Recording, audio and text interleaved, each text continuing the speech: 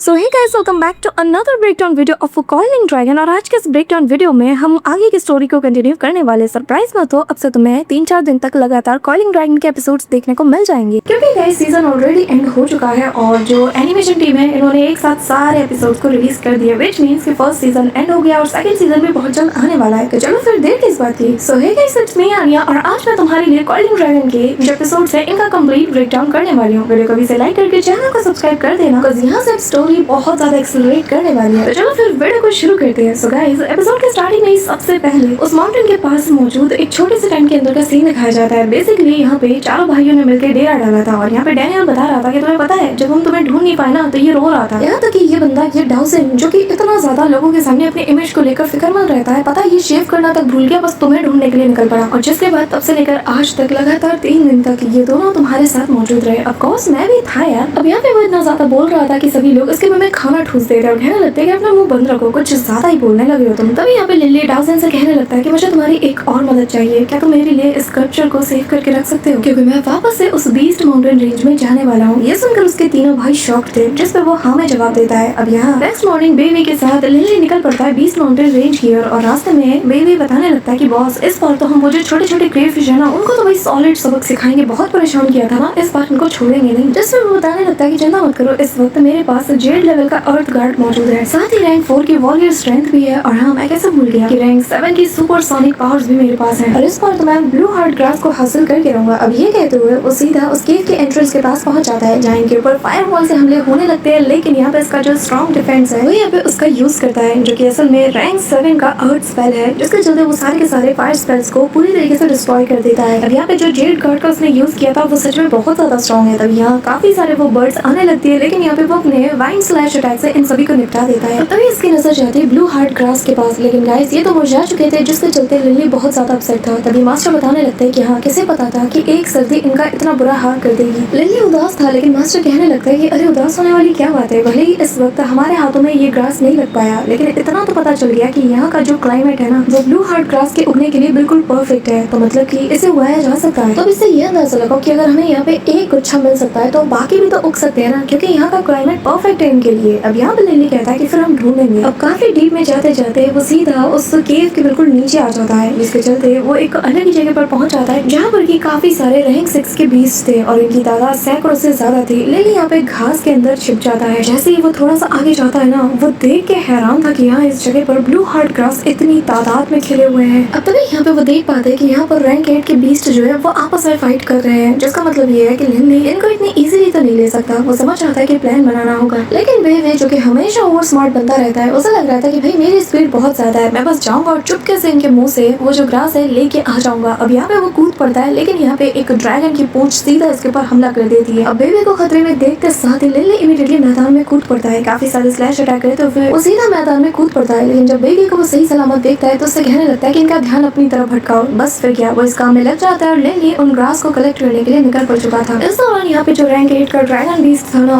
वो उसके ऊपर हमला करने के लिए जाता है और यहाँ लिली उसके फेस के सामने एक फायर मैजिक का यूज कर देता है। पर तभी पीछे से एक बंदे की आवाज आती है, वो कहने लगता है कि तुम्हारी इतनी हिम्मत कि तुम मेरे सामने फायर मैजिक का यूज करो। असल में ये आवाज उसी ड्रैगन की थी और वो बिल्कुल पागल हो चुका था। पर तभी यहाँ पे बेबी से लिली कहता है कि चलो अब इन दोनों को मजा चखाते हैं। अब ये दोनों एक दूसरे की तरफ बढ़ रहे थे, एक तरफ से वो जो बड़ा सा ड्रैगन था जो कि बेबी के पीछे पड़ा था, तो वहीं दूसरी तरफ एक जायंट सा जो है जो कि लिली के पीछे पड़ा हुआ था। लिली और बेबी दोनों एक दूसरे से हाई फाई करते हुए एक दूसरे को क्रॉस करते हैं। तभी ये दोनों बीच ना एक दूसरे से जा टकराते हैं और एक दूसरे को ही कोसने लगता है कि तू अंधा है, वो कहता है तू अंधा है। लेकिन तभी लिली उनमें से जो ड्रैगन था ना उसकी पूंछ को सामने वाली चट्टान से बांध देता है और इशारे से उसे प्रोवोक करता है, जो देखकर ये ड्रैगन उस फ्लाइंग ड्रैगन से कहता है कि वो जो चूहा है ना वो तेरा है, इसको तो मैं नहीं छोड़ूंगा। अब ये दोनों ही लिली और बेबी के पीछे अलग अलग होके भागने लगते हैं। अब यहाँ पे ये इतना ज्यादा स्ट्रॉन्ग था ये ड्रैगन कि इसकी पावर के चलते वो चट्टान का बड़ा सा पीस टूट जाता है, जो कि उसे ही फॉलो कर रहा था और उसके रास्ते में जितने भी ड्रैगन आते हैं ना लिली को पकड़ने भाई उससे टकराते साथ ही वो लोग निपट जाते हैं। जिसके बाद लिली वापस से बेबी को अपनी ओर आने का इशारा करता है। अब यहाँ पे ये जो जायंट सा फ्लाइंग बीस्ट था ना वो उसको फॉलो करते हुए जाता है और अचानक से ये जो चट्टान का टुकड़ा था ये सीधा इसके फेस पे पड़ता है, क्योंकि लिली भी इसी ओर आ रहा था। यहाँ पे तभी जो रैंक 8 का दूसरा फ्लाइंग बीस्ट था ना वो भी यहाँ पे बेबी के ऊपर हमला करने चाहता है, बट सडनली उसके ऊपर भी वो चट्टान का टुकड़ा बहुत तेजी से पड़ता है। मतलब कि लिली ने बहुत अच्छी प्लानिंग की थी। अब यहाँ पे फ्लाइंग ड्रैगन्स को समझ आ जाता है कि ये दोनों मिलकर असल में हमारे साथ खेल रहे हैं और यहाँ पर इनका कुछ और ही मकसद है। यहाँ पे ये तीनों के तीनों एक साथ उलझ जाते हैं और इस दौरान लिली उस ब्लू हार्ट ग्रास का एक छोटा सा ग्रास अपने हाथों से लेते हुए तोड़ कर ना यहाँ से काफी दूर भागने लगता है। अभी ये देखते साथ ही दोनों फ्लाइंग ड्रैगन जैसे तैसे खुद को छुड़ा लेते हैं और फिर उन दोनों का पीछा करना शुरू कर देते हैं, जहाँ रास्ते में लिली के ऊपर एक से बढ़कर एक तगड़े तगड़े फायरवॉल से हमले किए जाते हैं और लिली समझ आता है कि ऐसे बार बार रॉच करने से हम कभी नहीं बच पाएंगे, हमें इनका सामना करना होगा। वो बेबी को प्लान बताने लगता है। अब यहाँ पे तभी चलते चलते सामने एक केव थी ना, जिसके अंदर ये दोनों घुस जाते हैं और यहाँ एंट्रेंस की तरफ फायर अटैक हो जाता है, जिसके चलते एंट्रेंस की पूरी जगह कोलैप्स कर जाती है और ये बंद हो जाती है। अब यहाँ पे ये दोनों फायर ड्रैगन हंस रहे थे और कहने लगते हैं कि लगता है कि इस लड़के को मरना है, क्या उसे नहीं पता कि यहाँ की लॉर्डशिप किसके पास है। मेरे ख्याल से हमें इसके एंट्रेंस को पूरी तरीके से बंद कर देना चाहिए, क्योंकि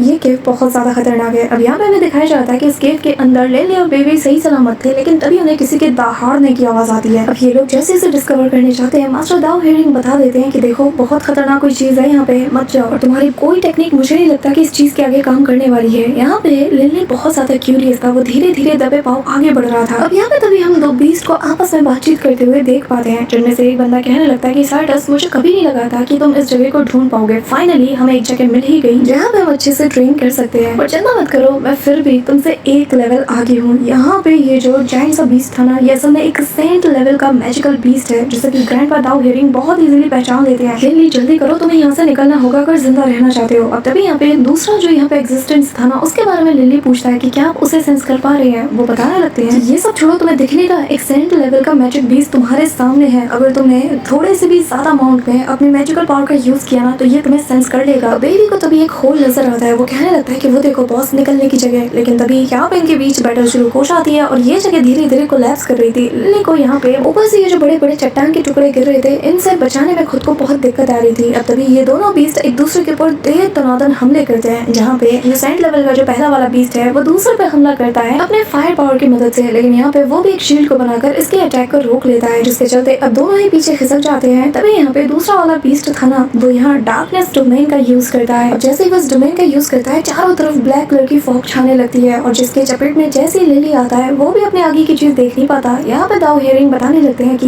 ये जो डार्कनेस डोमेन है, इसके इंटैक्ट में जो कोई भी आता है ना, तो वो उसके इंटैक्ट में आते साथ ही उसके विजन्स पूरी तरीके से काम करना बंद कर देते हैं, उसे सामने की चीज दिखाई नहीं पड़ती है। अब यहाँ पे बेयर वाला जो बीस्ट था ना सेंट लेवल का, उसे बहुत गुस्सा आता है। वो कहने लगता है कि ये चीप ट्रिक यूज करना बंद करो, मेरे सामने आओ, मुझे फाइट करना है। लेकिन तभी यहाँ ये जो दूसरा रेप्टाइल वाला बीस्ट था ना, वो यहाँ पे अपनी डार्कनेस चेन का यूज करते हुए उसे चारों ओर से जकड़ लेता है, उसकी पावर्स को धीरे धीरे अब्सॉर्ब कर रहा था, जिसके चलते यहाँ पे जो बियर वाला बीस्ट था वो फील कर पा रहा है कि इसकी पावर ड्रॉप हो रही है। जिस पर रेप्टाइल बीस्ट खुश होते हुए कहता है कि तो तुम्हें क्या लगा कि ये कोई मामूली डोमेन है जो बस सामने वाले के विजन्स को ब्लाइंड करता है? नहीं, बल्कि ये दूसरे की पावर को भी अब्सॉर्ब करता है और मैं डिवोर करता हूँ। और सही बता रहा हूँ, सेंट लेवल का ये जो पावर है ना, बहुत डिलीशियस है। अब तभी यहाँ पे वो उसे बिल्कुल मिटाने वाला था, लेकिन यहाँ पे बेयर बीस्ट कहने लगता है कि तुम्हें क्या लगता है कि तुम्हारे पास ही सिर्फ डोमेन है? ये कहते हुए वो भी अपने फायर डोमेन को अनलीश करने लगता है, जिसके चलते दोनों का डोमेन क्लैश करता है और दोनों का ही डोमेन यहाँ पे डिस्ट्रॉय हो चुका था। और भाई लिली जब ये नजारा देखता है ना, उसका विजन भी क्लियर हो चुका था, लेकिन वो बिल्कुल इनके सामने था, तो वो चट्टान के ऊपर चढ़ाई करते हुए छिपने की कोशिश करता है। बस फिर क्या, यहाँ से वो निकलने की फिराक में लगा था, लेकिन जैसे ही वो हवा में जंप करता है ना, दूसरी तरफ इनकी फाइट वापस से शुरू हो जाती है, जिसके चलते इसका बैलेंस गिर जाता है और वो एक चट्टान की छोटी सी नोक को पकड़ लेता है, लेकिन इसका हाथ स्लिप कर जाता है। लेकिन गिरने से पहले वो बेबी को हवा में उछालते हुए दूसरी तरफ फेंक देता है और यहाँ जैसे ही वो ऊपर से नीचे गिरता है, सबसे पहले ये जो बेयर बीस्ट था उसकी नजर पड़ती है। भाई दोनों के सामने बिल्कुल वो गिरने लगता है। अब लिली इससे पहले कि कुछ और यूज कर पाता, सडनली इनके प्रेशर से वो जमीन पे जा गिरता है। तभी यहाँ वो जो बीस्ट था वो दहाड़ मारते हुए कहता है कि अरे आज तो नाश्ते में ह्यूमन है। सच बता रहा हूँ, बहुत अरसा हो चुका है कि मैंने किसी ह्यूमन को ऐसे टेस्ट किया हो। सच में तुम्हारा टेस्ट तो मैं भूल ही चुका हूँ। अब यहाँ पे बेबी अपने बॉस को बचाने के लिए आ जाता है और उसके सामने आते साथ ही कहता है कि मेरे बॉस को अकेला छोड़ दो, समझे, वरना मैं तुझे कच्चा चबा जाऊंगा। यहाँ पे उसकी ये हालत देखकर बेबी से लिली कहने लगता है कि आखिर तुम यहाँ पे क्या कर रहे हो, तुम्हें यहाँ से चले जाना चाहिए। जिस पे वो कहता है कि बॉस चाहे जो हो जाए, मैं तुम्हें ऐसी सिचुएशन में कभी अकेला नहीं छोड़ सकता, समझे। लेकिन ये जो बेयर बीस्ट था ना, वो तो भाई दांत फाड़ के बिल्कुल लिली को खाने के लिए आता है। तब तक दूसरा वाला जो बीस्ट था वो एक लात मार के से दूर फेंक देता है, कहने लगता है कि यहाँ पर तुम्हारी जान हलक में और तुम दूसरे को खाने की बात कर रहे हो। अब यहाँ पे हम देख पाते हैं कि ये जो बेयर बीस्ट था वो तो ह्यूमन में कुछ ज्यादा इंटरेस्ट लेता है, तो वो उसके ऊपर हमला करने के लिए जाता है। तो अब ये देखकर ये रेप्टाइल भी लिली के ऊपर हमला करने के लिए टूट पड़ता है। अब दोनों बीस्ट एक साथ लिली को मारने के लिए निकल पड़ते हैं, लेकिन यहाँ पे इतना ज्यादा क्योटिक माहौल हो चुका था कि मौका देखकर वो खुद को छुपा लेता है। अब यहाँ पे सार्टस नाम का जो रेप्टाइल बीस्ट था वो और ये बेयर बीस्ट दोनों वापस से एक दूसरे से भिड़ जाते हैं, जहाँ पे बेयर बीस्ट उसकी टेल को पकड़कर घुमा घुमा के उसे यहाँ वहाँ पटक रहा था, जिससे ऊपर से बड़ी बड़ी चट्टानें टूट के गिर रही थी और लिली उन गिरती हुई चट्टानों को पकड़ कर ना ऊपर की ओर जाने की कोशिश करता है, बिल्कुल किसी स्पाइडरमैन की तरह, जहाँ पे वो अपने वेब्स का यूज करता है और यहाँ पे मैजिक पावर का यूज कर रहा था। यहाँ पे वो काफी ऊंचाई तक आ चुका था और उसे लग रहा था कि बस वो थोड़ी देर और चलता रहे ना तो निकल जाएगा, लेकिन भाई जिस मोमेंट पे वो बस उस टॉप पे पहुंचने वाला था तभी यहाँ पे बेयर मॉन्स्टर की नजर उस पर पड़ जाती है और वो एक जाइंट से चट्टान को चलवा के मारता है, जिसके चलते लिली को डॉज करने के लिए नीचे की ओर जाना पड़ता है और वो बिल्कुल उस रेप्टाइल मॉन्स्टर की आंखों के सामने जा गिरता है। और तभी बेयर मॉन्स्टर आते साथ ही रेप्टाइल मॉन्स्टर की बैंड बजाना शुरू करता है, बहुत मारता है उसे। लेकिन तभी जैसे वो इसका खेल खत्म करने वाला था तभी ये जो रेप्टाइल बीस्ट सार्डिस्ट है ना, ये पीछे से अपनी पूंछ से इसके ऊपर हमला कर देता है, जिसके चलते इसको बहुत बुरी इंजरी हो जाती है क्योंकि उसने अपनी टेल के जरिए से ना सीधा इसकी आंख पे हमला किया था। इसका एक विजन पूरा खराब हो चुका था, वो अंधाधुंध यहाँ पे बस गुस्से में हमले पे हमला किए जा रहा था, चारों तरफ माहौल केओटिक हो चुका था। तभी यहाँ ये रेप्टाइल बीस्ट पीछे से आकर इसके ऊपर हमला कर देता है, इसको बहुत बुरी तरीके से नोच खा रहा था, जिसके चलते यहाँ एट द एंड ये जो बीस्ट था ना ये यहाँ पे निपट चुका था। और यहाँ इतना ज्यादा फाइट करने के बाद रेप्टाइल बीस्ट भी बहुत ज्यादा एग्जॉस्ट हो चुका था और वो भी यहाँ पे अनकॉन्शियस होकर गिरने लगता है। लिली यहाँ उसके सामने मौजूद था और जैसे ही एक ताजा ह्यूमन को देखता है ना तो इसके मुंह में भी पानी आ जाता है और आंखें खोलते हुए कहता है कि ह्यूमन, हाँ मैंने कितने सालों से किसी ह्यूमन को टेस्ट नहीं किया, आज मैं तुझे खाऊंगा। अब ये कहते हुए वो सीधा लिली के ऊपर हमला करने के लिए जाता है, लेकिन लिली डर के मारे पीछे की ओर खिसक रहा था क्योंकि उसे समझ नहीं आ रहा था कि करे तो करे क्या। यहाँ पे गाइस लिली जैसे तैसे खुद को अपनी जगह पे खड़ा करता है और यहाँ पे अपने पावर्स को गैदर करते हुए इसके ऊपर डिफेंसिव अटैक करने के लिए रेडी था। लेकिन यहाँ पे ये जो रेप्टाइल बीस्ट था ना वो लगातार उसके करीब बढ़ रहा था। अभी यहाँ पे बेबी को एक चीज नजर आती है कि ये जो जायंट सा बीस्ट है ना इसके नेक के ऊपर एक बहुत बड़ा सा जख्म है और अगर ये लोग मिलकर काम करते हैं तो ये लोग इजीली इसे निपटा सकते हैं, जिसके ऊपर लिली भी हाँ में हाँ देता है और ये लोग उस काम को एग्जीक्यूट करने निकल पड़ते हैं। अब यहाँ पे लिली और बेबी टीम वर्क करते हुए सबसे पहले इसे डिस्ट्रैक्ट करने की कोशिश करते हैं और इस दौरान जो बेबी है वो यहाँ पर एक नुकीली चट्टान को ढूंढने का काम करता है। लेकिन यहाँ पे लिली को देखते साथ ही ये जो बीस्ट था ना वो उसके ऊपर अपने लेजर के जरिए से हमला कर देते हैं, जिसके चलते यहाँ पे आसपास की चट्टानें टूट के बिखरने लगती है। अब लिली यहाँ पे एस्केप कर रहा था और तभी वो काफी सारे फायरबॉल से इसके ऊपर हमला कर देता है। अब मौका देखते साथ ही एक बहुत बड़े से नुकीले चट्टान को भी सीधा उसकी गर्दन पे ये दे मारते हैं, जिसके चलते इसका काम ऑलमोस्ट निपट चुका था। अब यहाँ पे जैसे ये लोग इसके और करीब जाते हैं ना तभी ये बीस्ट बिल्कुल अपने होश में आ जाता है और यहाँ पे स्पिरिचुअल चेन के जरिए से ना लिली के ऊपर हमला कर देता है और सामने वाली वॉल से लिली जा टकराता है। यहाँ उसके आर पार ये चेन्स हो चुकी थी, लिली की हालत बहुत ज्यादा बिगड़ चुकी थी। बेबी उसे बॉस कहते हुए आवाज देता है। तभी यहाँ पर लिली जैसे तैसे खुद को संभालने की कोशिश करता है, लेकिन ये जो रेप्टाइल बीस्ट था ना ये उसके करीब आकर कहता है कि तुम्हारे अंदर अब भी जान बची है, हाँ मानना पड़ेगा, बड़े कमाल के कीड़े हो। तभी यहाँ पे बेबी बीच में आ जाता है और कहने लगता है कि मेरे बॉस से दूर हट जा। अब यहाँ पे वो अपने बीस्ट फॉर्म में आते साथ इसके ऊपर हमला कर देता है, जहाँ पर लिली उसे चिल्लाते हुए रोकता है। लेकिन यहाँ पे ये जो जाइंट सा बीस्ट था ना ये अपने सींग सीधा इसके अंदर घुसा देता है और फिर सामने वाली वॉल से उसे सटा देता है। ये नजारा देखते साथ ही लिली से रहा नहीं जाता, वो बेबी कह के चिल्लाता है और सीधा मलबे के पास जाकर उसे ढूंढने की कोशिश करता है, जहाँ मलबे के नीचे जैसे उसकी बॉडी को देखता है ना लिली तो यहाँ उसकी हालत खराब हो जाती है। और तभी यहाँ पे वो जो जाइंट सा बीस्ट था वो अब लिली को मसलने के लिए आगे बढ़ रहा था। सडनली यहाँ पर जो इन्फर्नल गेट है वो ओपन हो जाता है, जो देखकर मास्टर दाओ हेरिंग कहने लगते हैं कि आखिर ये यहाँ इस वक्त क्यों ओपन हो रहा। अब यहाँ पे वो हमें बताने लगते हैं कि जो इन्फर्नल गेट्स होते हैं ना इनका जो ओरिजिन है असल में एंशिएंट लेजेंड्स और हिस्ट्री से बिलोंग करता है और काफी पुराना इनका इतिहास है। और इनकी जो क्रिएशन है वो असल में इन्फर्नल रियलम का एंशिएंट मैजिक है और जो मिस्टीरियस रिचुअल्स वहाँ पे परफॉर्म किए जाते हैं ना उसके जरिए से एक ऐसा पैसेज बनता है जो कि इस इन्फर्नल रियलम और जो दूसरे वर्ल्ड्स हैं इनके बीच से होके जाता है, जिसके चलते वहाँ की जो एनर्जी और जो क्रिएशन है उन सबको ये अलाउ करता है कि ये लोग हमारे मेन वर्ल्ड में आ सके।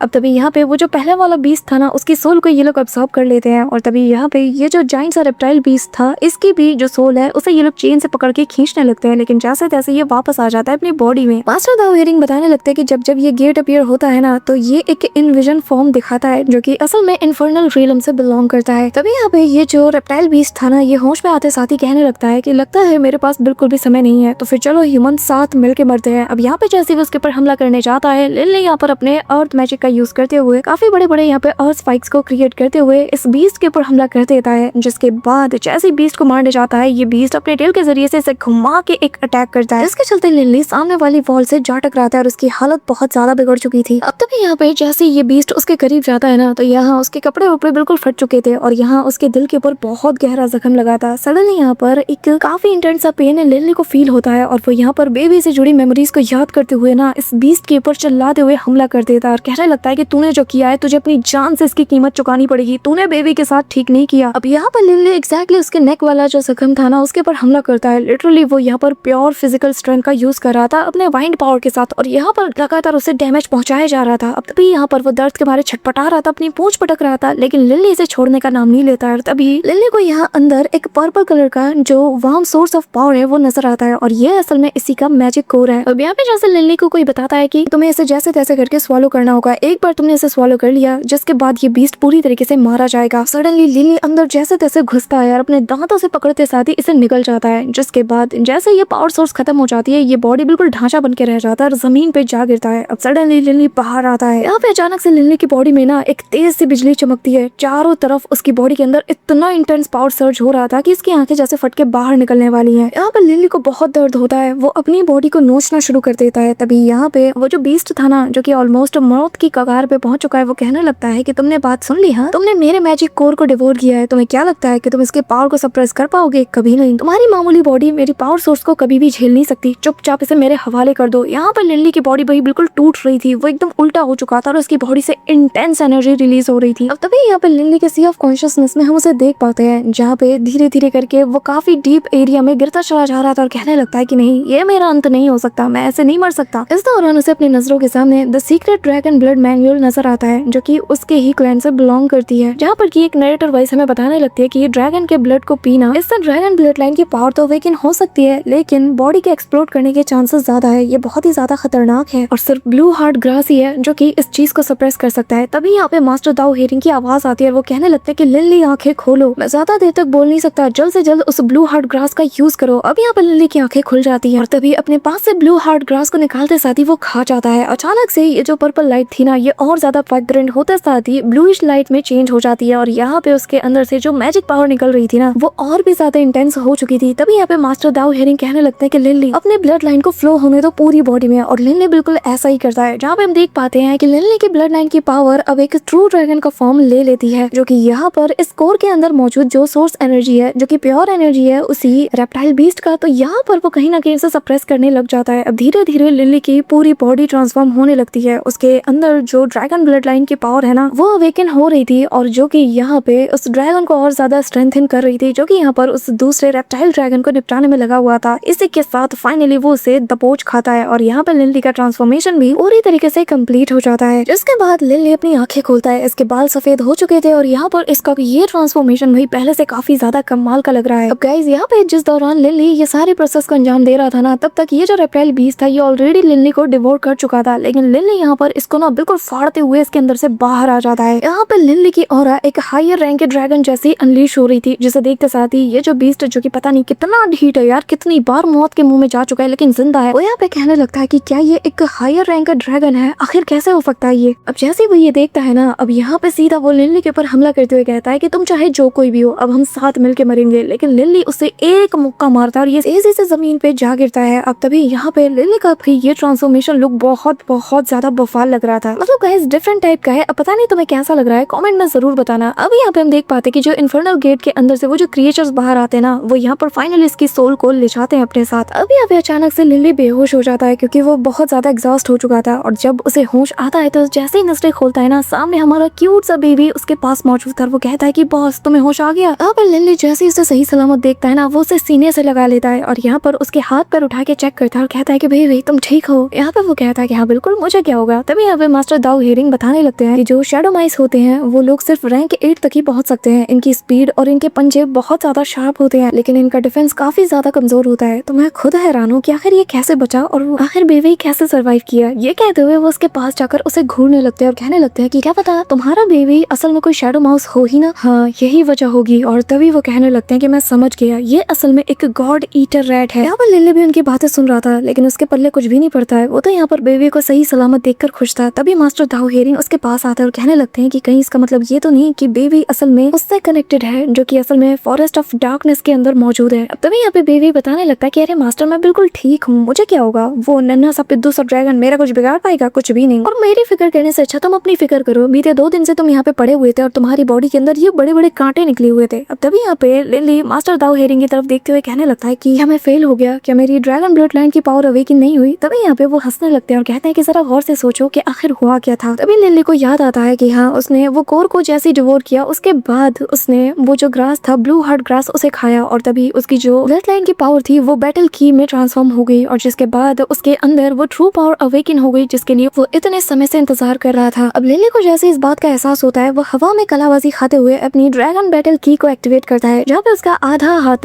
यहाँ पे ट्रांसफॉर्म हो चुका था और यहाँ पे उसे देखते साथ ही वो अपने फादर को याद करता है और कहने लगता है कि फादर, मैं फाइनली एक ड्रैगन ब्लड वॉरियर बन चुका हूँ। तभी यहाँ पे वो वापस से नॉर्मल हो जाता है, लेकिन इस दौरान वो बहुत ज्यादा एग्जॉस्ट हो चुका था और लिली समझ आता है कि ये ट्रांसफॉर्मेशन बहुत ज्यादा एनर्जी ड्रेन करती है, तो उससे बहुत सोच समझ के इसका यूज करना होगा। मास्टर दाओ हेरिंग बताने लगता है कि हाँ, ये तो होना था क्योंकि अभी तुम बेसिक लेवल पे हो, तुमने अभी तक प्रो लेवल की पावर तो हासिल की ही नहीं, तो जाहिर है तुम तो एग्जॉस्ट हो ही जाओगे। लेकिन जो ट्रू ड्रैगन ब्लड वॉरियर्स होते हैं ना, वो असल में ड्रैगन फॉर्म्स को फ्रीली कंट्रोल कर पाते हैं। लेकिन अगर तुम्हारी बात करो तो तुम अंदाजा लगा लो कि अगर तुम रैंक 9 तक पहुंच गए ना, तो तुम इसे यूज कर सकते हो। अब तभी बेबी को कुछ फील होता है, अचानक से ये पूरी जगह कोलैप्स होने के साइन देने लगती है, चारों तरफ जमीन हिल रही थी। अब यहाँ पे एक पर्पल लाइट चमकती है और यहाँ पे एक पर्पल कलर का जायंट सा क्रिस्टल का पूरा एक जो चंक होता है ना, वहाँ ऊपर नजर आता है, जो देखते साथ ही बेबी इसे ट्रेजर समझते हुए उसकी तरफ लपकने लगता है। लेकिन लिली इसे रोकते हुए कहता है कि नहीं, इतनी जल्दबाजी की क्या बात है, पहले हम चेक तो कर लें कि आखिर ये है क्या। अब जैसे ही लिली वहाँ पहुंचता है तो यहाँ पर इसे नजर आता है कि एक ग्रैंड सा फॉर्मेशन मौजूद है। अब वो ग्रैंड दाओ हेरिंग से पूछता है कि आखिर ये क्या है, आखिर ये किस टाइप का मैजिक फॉर्मेशन है। यहाँ पे दाओ हेरिंग बाहर आते साथ ही शॉक्ड हो जाते हैं और कहने लगते हैं कि कैसे, ये कैसे मुमकिन है कि यहाँ पर एक मैजिक फॉर्मेशन, और वो भी इतने खतरनाक लेवल का, पर कैसे, ये कैसे मुमकिन है। लिली, ये मैजिक फॉर्मेशन हमारे यूलन कॉन्टिनेंट से बिलोंग करता ही नहीं है। अब लिली जैसे ये सुनता है ना, तो वो भी हैरान था और सवाल करने लगता है कि आखिर इस बात का क्या मतलब। बट सडनली ये जगह वापस से शेक करती है और ये जो ग्रैंड सा फॉर्मेशन था, अचानक से इसमें दरार आ जाती है और देखते ही देखते एक बहुत बड़ा सा फॉर्मेशन, जो कि दिखने में बहुत ज्यादा एंशिएंट टाइप का लग रहा था और काफी सदियों पुराना, तो यहाँ वो सीढ़ी के साथ अपीयर हो जाता है। साथ ही यहाँ पर काफी अमाउंट में एनर्जी भी यहाँ कंडेंस हो रही थी और ये असल में एक डार्क ऑरा थी, जो कि यहाँ पर एक जायंट से स्पिरिचुअल स्वॉर्ड को समन कर रही थी। धीरे धीरे करके ये ऑरा और ज्यादा डार्क होती जाती है। अब यहाँ पे ये जो स्वॉर्ड थी ना, धीरे धीरे ये अपना फिजिकल फॉर्म ले लेती है और ये देखकर मास्टर दाओ हेरिंग कहते हैं कि ये तो एक डिवाइन आर्टिफैक्ट है, एक ऐसा आर्टिफैक्ट जो कि one of the 4 higher planes में से बिलोंग करता है, यानी कि वही इन्फर्नल रियलम। यहाँ पे मास्टर दाओ हेरिंग खुद भी हैरान थे कि आखिर एक के बाद एक ये चीज कैसे हो रही है। यहाँ पे पहले उस इन्फर्नल रियलम का दिखना और अब इन्फर्नल रियलम का एक जायंट सा ट्रेजर। अब यहाँ पे 4 हायर प्लेन रियलम का सुनते साथ ही ना लिली खुद हैरान था, लेकिन मास्टर दाओ हेरिंग उसे इतना कहते हैं कि फिलहाल जो तुम्हारी स्ट्रेंथ है ना, इसके दम पर तुम आगे नहीं बढ़ सकते। लेकिन जिन्हें की इस कॉन्टिनेंट के लाइट कहा जाता है, जो कि बहुत ज्यादा पावरफुल है, उन्हें पता है कि आखिर मैं किन चीजों की बात कर रहा हूँ, क्योंकि यहाँ पर कुछ ऐसा है जो कि आम इंसान नहीं देख सकते, आम मेजर्स कभी जान नहीं सकते, लेकिन तुम क्वालिफाइड हो कि मैं तुम्हें अब इसके बारे में बताऊं। अब तभी वो बताने लगते हैं कि जितने भी वास्ट अमाउंट में कॉस्मोस है ना, वहाँ पर काउंटलेस ऐसे प्लेन्स हैं जिनके बारे में मैं तुम्हें बता नहीं सकता, लेकिन यूलान कॉन्टिनेंट में उनमें ऐसा है जो कि साधारण से भी बहुत कम है, यानी कि एक ऑर्डिनरी बेसिक सा मटेरियल प्लेन। लेकिन ये जो काउंटलेस ऐसे नॉर्मल प्लेन्स है ना, इनमें आते हैं 4 हायर प्लेन्स, जैसे कि neither world, infernal realm, life realm और सेलेस्टियल रियलम। और जो इन्फर्नल गेट तुमने देखा ना अभी थोड़ी देर पहले, वो असल में किसी और ही प्लेन से आया हुआ है। लिली यहाँ पर सवाल करने लगता है कि क्या यूलान कॉन्टिनेंट इतना ज्यादा खास है कि यहाँ पर ये सारी चीजें देखने को मिल रही। तभी मास्टर दाओ हेरिंग बताने लगते हैं कि जो 4 हायर प्लेन्स है ना, इन्हें असल में 4 ओवर गॉड्स के द्वारा बनाया गया था, जो कि बहुत ज्यादा स्ट्रॉन्ग है। और ये जो ओवर गॉड्स का मैंने अभी तुम्हें बताया ना लिली, इनसे नीचे आते हैं सोवरीन, और इन सोवरीन के नीचे आते हैं डाइटीज, जो कि बियॉन्ड सेंट लेवल के हैं। यहाँ पे जैसे ही सोवरीन का सुनता है ना लिली, तो वो सवाल करता है कि क्या ये जो सोवरीन है, क्या ये रेडियंट सोवरीन से भी ज्यादा स्ट्रॉन्ग है। ये सुनकर मास्टर दाओ हेरिंग हंसने लगते हैं। अब ये सुनकर मास्टर दाओ हेरिंग हंसते हुए कहने लगते हैं कि ये जो रेडियंट सोवरीन है ना, ये असल में रेडियंट चर्च से बिलोंग करते हैं, जैसे कि shadow sovereign cult of shadow से बिलोंग करता है। ये लोग मामूली सोवरीन है जो कि लोगों के फेथ के ऊपर रिलाई करते हैं, इनकी कोई अपनी ताकत नहीं होती। लेकिन जो ओवर गॉड्स होते हैं और जो असली सोवरीन्स होते हैं, उनकी बात ही अलग है। ओवर गॉड्स की पावर का तुम अंदाजा भी नहीं लगा सकते। उनकी पावर इतनी ज्यादा खतरनाक है कि वो हेवन एंड अर्थ तक को भी शैटर करके रख सकती है। अब यहाँ पे लिली ये मैनिफेस्टेशन देखकर हैरान था। तभी जो मास्टर है वो कहने लगते हैं कि लिली आगे बढ़ो और जाकर इस डिवाइन स्वॉर्ड को थाम लो, क्योंकि एक बात तो मैं समझ गया कि तुम्हारा जो फ्यूचर है ना, वो यूलान कॉन्टिनेंट से कहीं ज्यादा आगे है। ये सुनकर लिली भी उस स्वॉर्ड की तरफ देखते हुए अपनी मुट्ठी टाइट करता है और कहने लगता है कि एक दिन मैं अदर प्लेन्स को भी जरूर विजिट करूंगा। और उसके बाद वो सीधा उस स्वॉर्ड को थामने के लिए सीढ़ियों से चढ़ के उसके करीब जाने लगता है। अभी लिली आगे पहुंच जाता है और यहाँ पे मास्टर हंसते हुए कहने लगते हैं कि जल्दी करो, ये ओनरलेस है, तुम्हें बस अपने खून का एक कतरा इसके ऊपर डालना है। लिली ऐसा ही करता है और जैसे ही उसका ब्लड ड्रॉप उस स्वॉर्ड के ऊपर गिरता है ना, तो ये जो ब्लड है ये तेजी से रेजोनेट करने लगती है और अचानक से अपनी जगह से निकलकर हवा में फ्लोट करते हुए लिली के हाथों में आ जाती है। लिली इसे थामते साथ ही फील कर पाता है कि सच में ये एक डिवाइन आर्टिफैक्ट है। लेकिन तभी लिली के हाथ में आते साथ ही ये वापस से यहाँ वहाँ उछलना कूदना शुरू कर देता है, जिसके चलते लिली को इसे कंट्रोल करने में मुश्किल हो रही थी। बट सडनली ये एक फ्लेक्सिबल बेल्ट के रूप में कन्वर्ट होता साथ ही लिली की कमर में जाके फिट हो जाता है, जो देखकर मास्टर खुद भी हैरान थे। और लिली कहने लगता है कि क्या बात है, ये तो असल में एक फ्लेक्सिबल स्वॉर्ड है। यहाँ पे लिली पूछने लगता है दाओ हेरिंग से कि आखिर ये चीज क्या है, जिसपे मास्टर बताने लगते हैं कि